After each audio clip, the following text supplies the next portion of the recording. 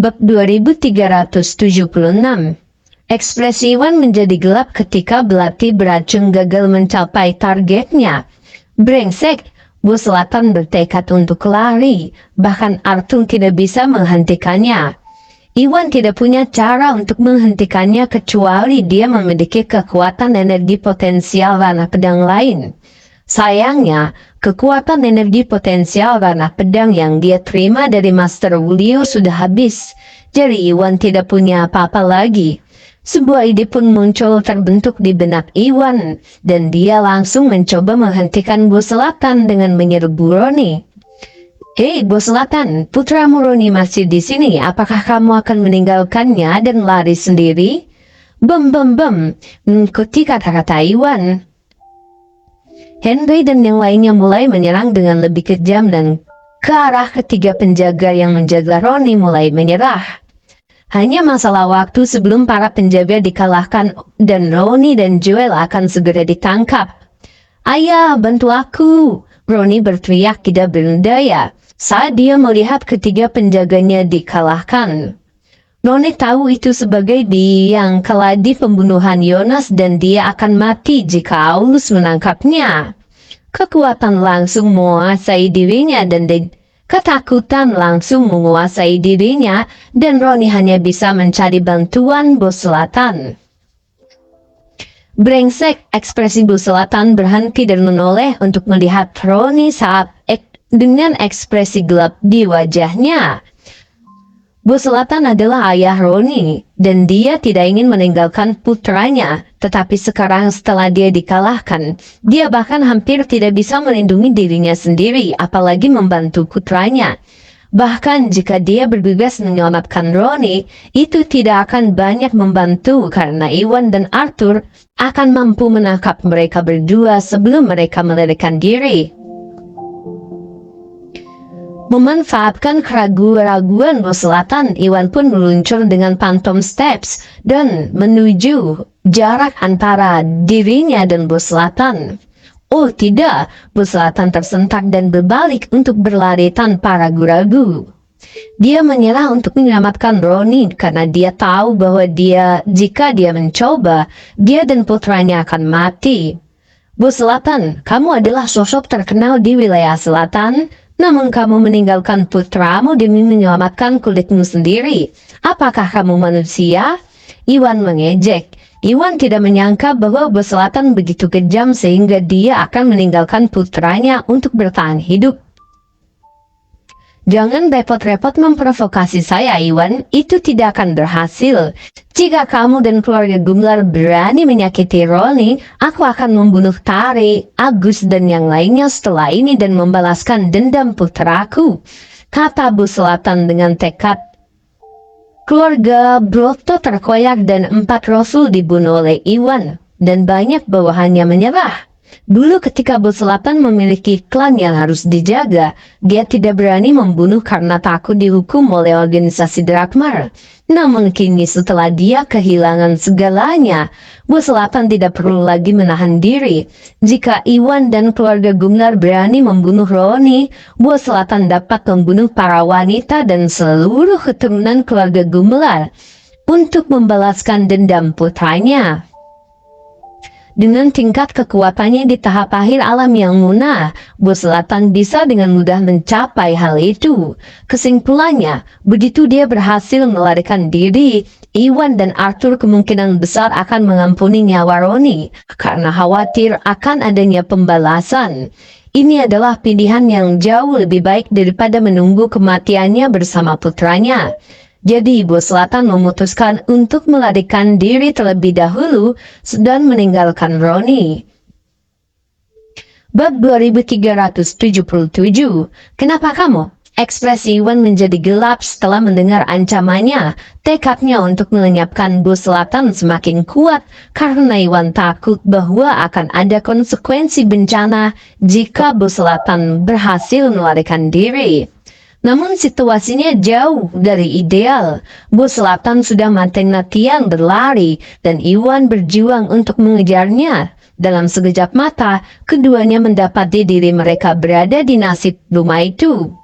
Begitu bos selatan keluar dari kediaman, dia bisa melarikan diri dari Iwan. Ambil ini, bos selatan. Badai, kekuatan badai.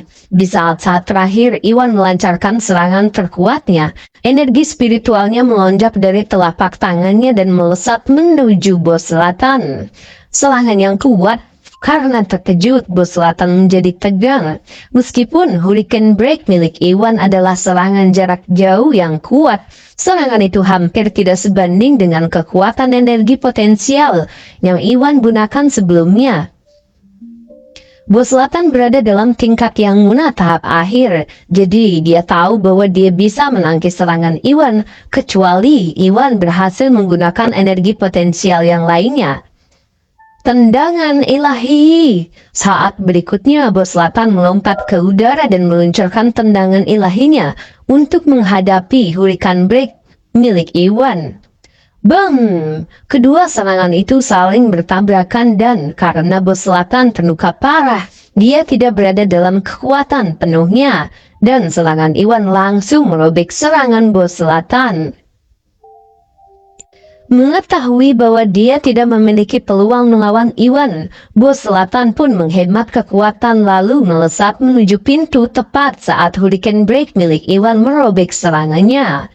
Bos selatan melompat dan mendarat di gerbang kediaman dan berteriak dengan kejam. Aku akan mengingat ini Iwan, tunggu saja aku akan mencabik-cabikmu saat kita bertemu lagi nanti dan membuatmu membayar atas perbuatanmu hari ini. Tidak berani tinggal lebih lama lagi, bos selatan melompat keluar dari kediaman lalu menghilang dari pandangan semua orang. Brengsek, ekspresi Iwan menjadi gelap. Sementara itu Arthur mengalahkan Devon dan melesat menuju Iwan. Sayang sekali dia lolos. Arthur menghela nafas, ekspresinya semakin gelap. Arthur tahu bahwa mengingat kekuatan bos selatan baik dirinya maupun Iwan tidak bisa menghentikannya berlari, sehingga tidak banyak yang bisa mereka lakukan. Meskipun keluarga Broto nyaris hancur, bos selatan adalah orang ambisius yang mungkin akan menemukan peluang untuk mendapatkan kembali kekuasaan di masa depan. Jadi membiarkannya melarikan diri berarti mereka mungkin akan menghadapi masalah setelahnya. Seketika Iwan dan Arthur sama-sama merasa khawatir, namun situasinya berubah drastis sebelum mereka sempat memikirkan solusinya. Bab 2378. Bam! Saat itu setelah suara besar sesosok tubuh terlempar ke dalam kediaman lagi. Itu tidak lain adalah bos selatan. Bos selatan menghantam lantai dengan keras dan memuntahkan darah dari mulutnya sebelum terjatuh ke tanah tanpa daya. Pada saat yang sama, Farid masuk bersama beberapa pengawal naga. Jelaslah bahwa pengawal naga adalah orang-orang yang menghentikan lari bos selatan. Iwan tadi mencari bantuan dari organisasi Blackmar, dan Farid yang mengkhawatirkan Iwan lalu memutuskan untuk datang menyelamatkan Iwan dengan beberapa pengawal naga yang tangguh. Namun jarak antara kediaman Iwan dan kantor cabang wilayah selatan sangatlah jauh, dan Farid baru saja tiba beberapa saat yang lalu. Farid tahu bahwa Iwan baru saja mencapai tahap alam yang munah dengan bantuan bunga 9 matahari, yang berarti Iwan belum bisa melandingi kekuatan bos selatan. Farid sudah tahu bahwa Iwan bukanlah tandingan bos selatan, oleh karena itu, ketika dia melihat bos selatan melesat keluar dari kediaman, pikiran pertama Farid adalah mungkin Iwan telah dikalahkan oleh bos selatan dan mati. Atau bos selatan sedang merencanakan sesuatu. Tidak berani ragu lebih lama, lalu Farid menyerang dan membuat bos selatan terbang. Itu adalah pengawal naga? Semua orang di kediaman terkejut saat melihat Farid masuk. Mereka semua tahu bahwa penjaga naga bertujuan untuk menjaga ketertiban masyarakat, namun mereka jarang terlibat dalam konflik pribadi antar keluarga. Oleh karena itu, tidak satu pun dari mereka yang mengharapkan bahwa pengawal naga akan muncul tiba-tiba, dipimpin oleh individu paling kuat di cabang wilayah selatan, yaitu Farid Cahyadi. Ini dia Tuan Cahyadi. Sangat gembira, Iwan pun bergegas. Dia mengira bahwa bus selatan telah berhasil lolos, tetapi Farid tiba-tiba tiba tepat pada waktunya untuk menghentikan bus selatan. Jadi Iwan dan Arthur terkejut. Iwan, kamu baik-baik saja kan? Tentu saja tidak pernah lebih baik. Farid berjalan mendekat untuk mengamati Iwan sebelum menghela nafas lega. Farid khawatir bus selatan akan mengalahkan Iwan, tetapi Iwan tampak baik-baik saja. Tuan Cahyadi, apa maksudnya ini? Kenapa kamu tiba-tiba menyerangku? Bos Selatan bertanya dengan tajam. Dia tahu bahwa organisasi Drakmar jarang ikut campur dalam konflik antar praktisi bela diri, jadi dia tidak dapat memahami mengapa pengawal naga ada di sini, dan dia juga tidak dapat memahami apa yang mendorong Farid menyerangnya. Bos Selatan hampir saja berhasil melarikan diri tetapi langsung dikirim kembali ke medan perang oleh Farid. Jadi dia merasa frustasi tak terkira. Bab 2379. Farid mencibir, kamu ingin tahu kenapa? Saya akan mengatakan yang sebenarnya ya. Iwan Gusnadi adalah salah satu dari kami. Iwan bersiap agar identitasnya diketahui oleh semua orang ketika dia mencari bantuan dari organisasi Drakmar. Meskipun yang terbaik adalah tidak ada yang tahu Iwan adalah penjaga naga. Farid bermaksud mengumumkannya untuk mencegah bos selatan menyerang Iwan lagi. Dengan begitu organisasi Drakmar akan memiliki alasan yang sah untuk melawan bos selatan juga. Namun sebelum Farid menyelesaikan kalimatnya, Iwan pun memotongnya. Tunggu sebentar.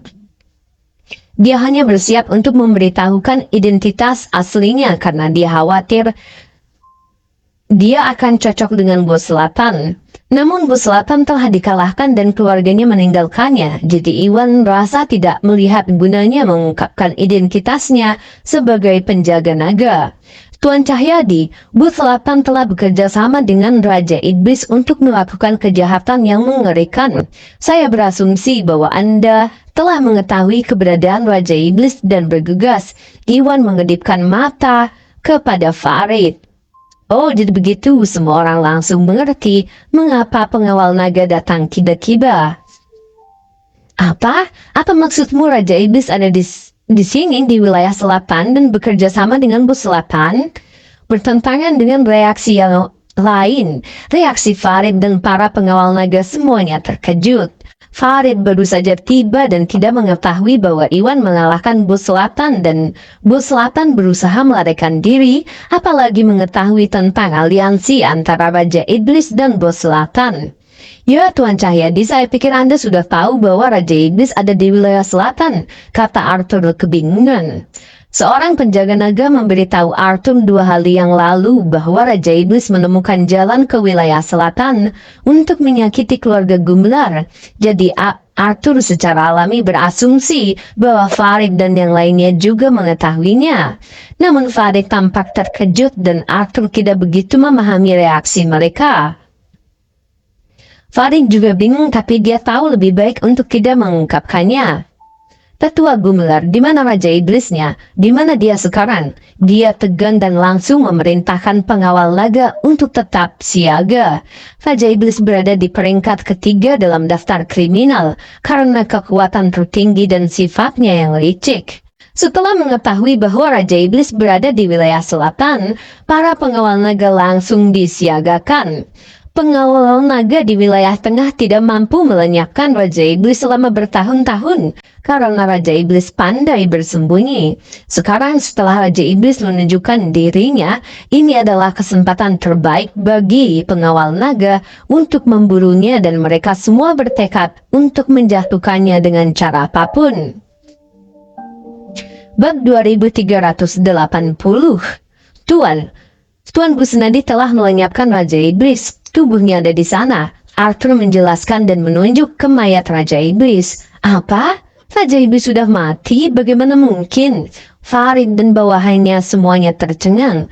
Mereka pun bergegas untuk memeriksa mayat Raja Iblis, dan setelah mereka memastikan identitasnya, mereka semua saling bertukar pandang dengan kebingungan. Mereka semua tahu betapa perkasanya Raja Iblis, dan bahkan jika mereka semua menyerang pada saat yang sama, mereka mungkin tidak akan mampu membunuh Raja Iblis. Yang membuat mereka bingung adalah penjahat tangguh itu dibunuh oleh Iwan. Meskipun Iwan pernah mengalahkan Poison Builder, pencuri merah, dan Raja Iblis jauh lebih kuat daripada kedua penjahat ini, dan hampir merupakan keajaiban bahwa Iwan mengalahkan Raja Iblis sendirian. Betapa indahnya, Iwan, seperti yang diharapkan darimu. Kamu tidak pernah mengecewakan. Farid pun pulih dari keterkejutannya dan tertawa. Sejak Iwan bergabung dengan organisasi Drakmar Wilayah Selatan, dia telah mengalahkan 3 total penjahat, dan sekarang Iwan bahkan melenyapkan Raja Iblis yang berhasil lolos dari sergapan organisasi Drakmar selama bertahun-tahun. Tidaklah berlebihan jika Iwan adalah seorang pahlawan, dan Farid tidak dapat memiliki pendapat yang lebih tinggi tentang Iwan. Tidak bertentangan dengan reaksi gembira mereka, reaksi bos selatan pun memucat hatinya tenggelam. Dia tahu bahwa bekerja sama dengan penjahat adalah kejahatan yang tidak bisa dimaafkan. Dan sekarang setelah Farid mengetahuinya, hal ini tidak akan berakhir baik baginya.